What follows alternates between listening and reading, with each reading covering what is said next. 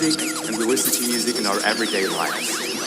It brings us into the right mood, it bonds us to other people, and it also creates a shared experience.